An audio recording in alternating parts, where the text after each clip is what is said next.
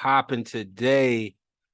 So again, I want to welcome everyone back to another episode, y'all. Y'all know what it is. It's Make It Make Sense. All right. Well, we make things make sense, if that makes sense, right? Okay. Where we're all about making the most of your name, image, and likeness opportunities, right? I'm your host. Today, we've got a thrilling topic, and I think a lot of people need to hear this and know about it, how NIL and entrepreneurship, they go hand in hand. Okay. I mean, I don't think a lot of people understood or know, but they go hand in hand. So we're diving deep into how you can turn your passion into a full-fledged business venture. Okay, talking entrepreneurship 101, NIL ventures. If you're a former athlete, current athlete, high school age student athlete, or parent of a potential athlete who wants to participate in NIL. Again, if you're not following the podcast, again, go to www.sw3sports.com. All right. I have the link. Of course, my podcast is accessible right from there.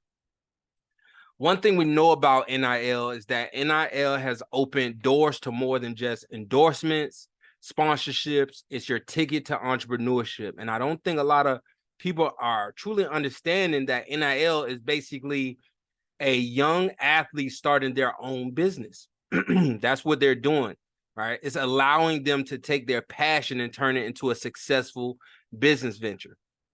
So why does entrepreneurship and NIL make such a perfect team? I think this is important. First, it's mostly about the creative freedom the entrepreneurship lets you create, right? Anything entrepreneurship, we think about financial freedom.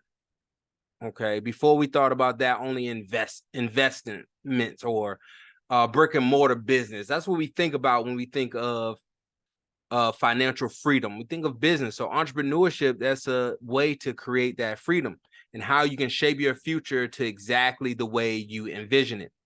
Second, it's long-term, long-term financial security, which is major. The business you build can provide ongoing income, not just during your sports career, but potentially long after. That's also something to think about.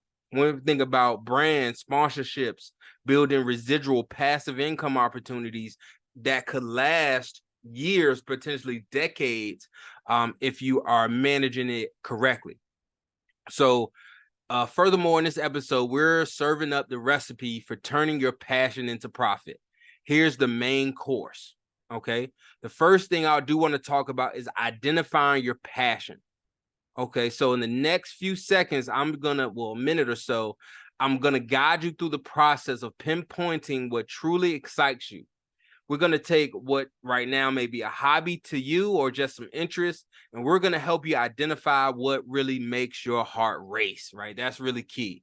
Okay, so the first thing I think that's important, I need everyone to do in discovering your passion is self-reflect. Self-reflection is key. Take some time to think about what truly excites you. What are the things that you could talk about or do for hours without getting bored? This is often a good indicator of what your passion truly is and truly about. What are some of your hobbies and interests? Look at your hobbies and interests. What do you enjoy doing in your free time? Your passion often aligns with these activities. Okay, I want everybody to understand, what are some things that you're already doing technically for free that you're passionate about? How can you turn this into profit?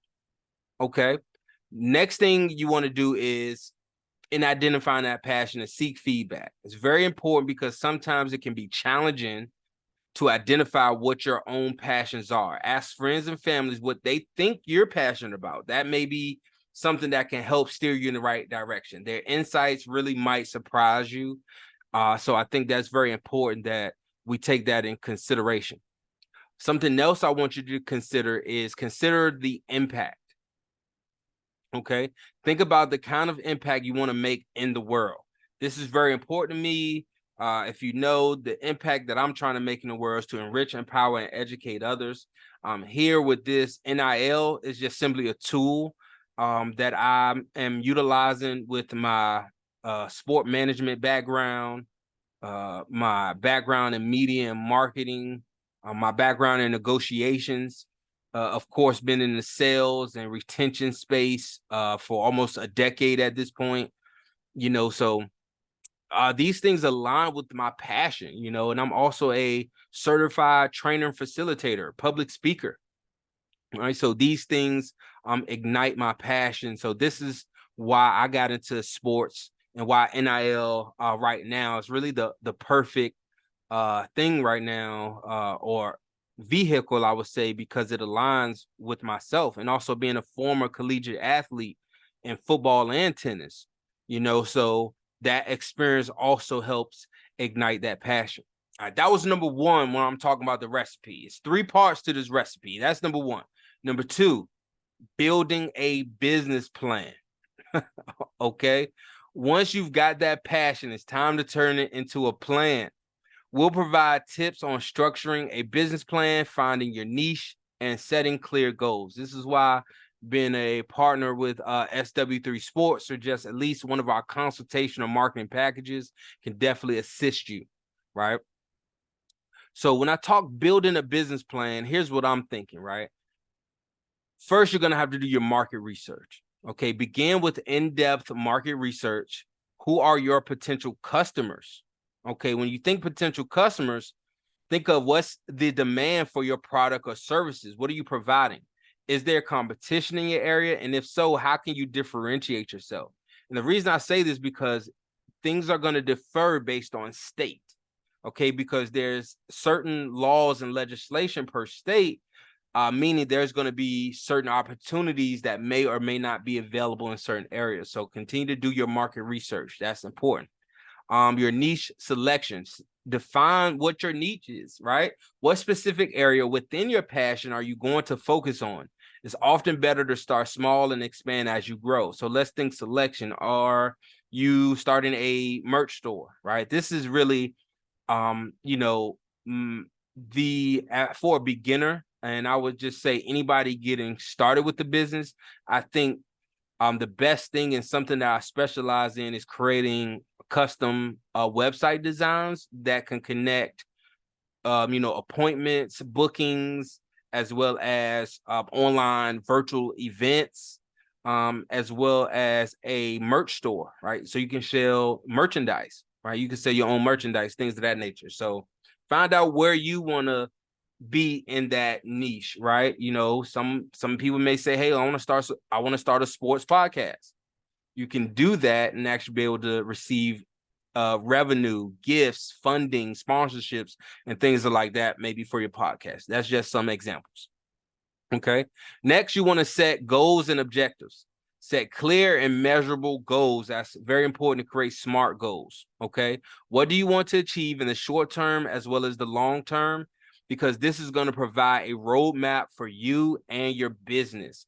Again, in that roadmap, things may change, things may not always go straight, but you have a roadmap, of course, of where you want to go. For example, think of maps, or what MapQuest used to be, your Google map on your phone, right? Whenever your GPS, right? So think about your GPS. All right, you have a starting point and an end point, right? So you know where you're going. However, sometimes it's going to take you through twists and turns to get there. It's not a straight line. That's what I want you to think about as well when you're setting your goals and objectives, and you want to set realistic and clear expectations with yourself. Okay. Next is going to be financial planning. Determine your startup costs. Again, it takes money to make money. And again, it's not always a lot of money. Okay. Determine your startup costs, operating expenses, and revenue projections. This financial plan will guide your business and help you secure funding if needed. And basically what this means is, what are your startup costs, right? Is that between 0 and 500? 500 to 1,000. Of course, the more you potentially have to invest, of course, the more you can potentially start off with. But I believe there's a plan for everyone. Like myself, just a consultation, 30 minutes, with me. Like I said, a merch store, shoot, I can, that can get set up. We talking depending on the length of the merch store and how much you're gonna, set up. I'm somewhere between 400 and maybe $1,000. But think about it. That's your design. It's set up for you. And now you can continue to make revenue years after years, months, weeks, days, just continue to make it for you. So to me, that's low startup cost. About $1,000 getting in the game. Right. Also, you want to make sure you're compliant and all of your legal and operational details are up to par. Right. You want to decide on your business structure. Example, LLC, sole proprietorship, corporation. All right. You definitely want to make sure you take care of any legal and operational requirements, such as permits, licenses, and contracts. That's very important that to make sure your representation has the right licenses, permits, and of course your contractual agreements are up to par based on what you deem necessary. The third piece to this sauce today is going to be maximizing your NIL opportunities. Okay, your NIL deals can be a launch pad for your business. We'll discuss how to leverage your existing partnerships and fame to jumpstart your entrepreneurial journey. Okay, this is key. So when we talk about identifying your NIL opportunities, identify your synergy. Okay, find your synergy. Find that synergy right between your NIL deals and your entrepreneurial ventures, right? You want to find the things that align with both. Can your deals complement your business? Can your business complement your deals? For instance, if you're a sports apparel endorser, launching a sportswear brand might be a natural fit for you, right? That's important, right? If you're endorsing, sports apparel, that may be your go-to, for your personal brand. Of course, you want to leverage your fame. Your fame as a student athlete can be a valuable asset for your business. Use your platform and the fan base you've built to promote your entrepreneurial venture. Again, promoting yourself, share what you're doing. Again, in my consultations, I'll be able to guide individuals and families, parents, into the proper structure, okay? Given options based on what you can do, ideas, and based on what we discussed, potentially creating the content and information for you. Next is going to be to seek partnerships. Explore partnerships with business or brands that align with your entrepreneurial goals. Very important reasons why I say representation is going to be key that I've talked about before, because your agent, you want to make sure, you're involved with your agent and they can actually show you really how they're sending proposals to different brands and things of that nature on your behalf. Very key. All right. Make sure we're on point with that legal compliance as we discussed, right? Ensure that your entrepreneurial activities are in compliance with the NCAA and NIL regulations. For example, you cannot promote anything tobacco related. Can't promote vapes. I would stay away also from like sports betting and things like that as well. Currently, I would kind of steer away from those things, right? But these are just some steps on your roadmap for transitioning from student athlete to a successful entrepreneur, leveraging both your passion and your NIL opportunities. This is all about creating a future that combines your love for your sport with your passion for business. That's basically what we're doing here, and what SW3 Sports is all about, and taking it to the next level. So as we discussed, entrepreneurship isn't just for business majors or industry vets. It's for anyone with a vision, a dream, and the determination to make it a reality. Here's the exciting part, y'all. And I want to make sure y'all paying attention. Wherever you're seeing this at, I'm all angles, okay? As a student athlete, you've got a unique story, right? And this is why I'm so passionate about it, because my story is unique as well. Think about it. How many people do you know play football and tennis on a collegiate level, right? Your journey, your passion, your struggles, they all make for compelling content that can engage an audience and potential customers. In conclusion today, and I want to make sure y'all took notes. If you're seeing this live, right? If you're seeing this on a replay on YouTube, make sure you like, comment, and share. Also hit that subscribe button. That's very important. I appreciate it. Right. But NIL and entrepreneurship are a winning combination. Your passion, coupled with the opportunities that NIL brings, can set you on the path to becoming a successful entrepreneur. I want to thank everybody once again, for joining your boy right here with another episode of Make It Make Sense. If you found these inspiring, intriguing, please subscribe and share this episode with fellow student athletes who have entrepreneur dreams. In our next episode, I want y'all to be ready. We're talking about the art of negotiation and how it's a game changer in the world of NIL. Stay tuned, and remember, you've got the power to turn your passion into profit with NIL by your side. So stay inspired, stay ambitious, and keep making every cent count.